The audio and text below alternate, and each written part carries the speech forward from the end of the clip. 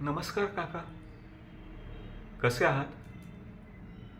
देवाची कृपा म्हणून तुम्ही वाचलात. नाही नाही. अरे थँक्यू काय म्हणता काका. अहो संकटात तर लोक परक्यांना मदत करतात आणि इथं तर तुम्ही माझे सख्खे काका आहात. तुमचे माझ्यावर खूप उपकार आहेत.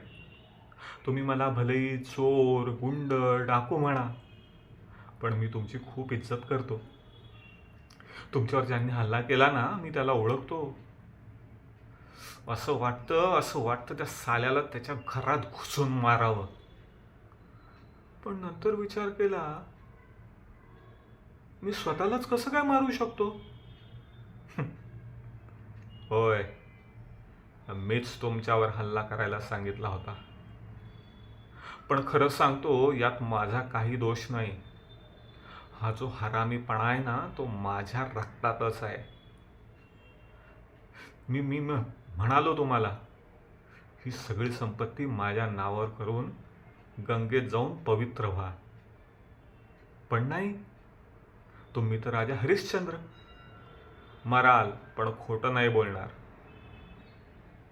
मला माहिती आहे काका, ही जी सगळी प्रॉपर्टी आहे ना, ही तुमच्यानंतर माझीच होणार आहे. पण मी वाट नाही बघू शकत. साला मी जन्माला पण ना 8 महिन्यात आलो होतो. लोकांना वाटलं मी मेलो, पण मी मेलो नाही, वाचलो. पण आता तुम्ही नाही वाचणार. येतो काका, काळजी घ्या.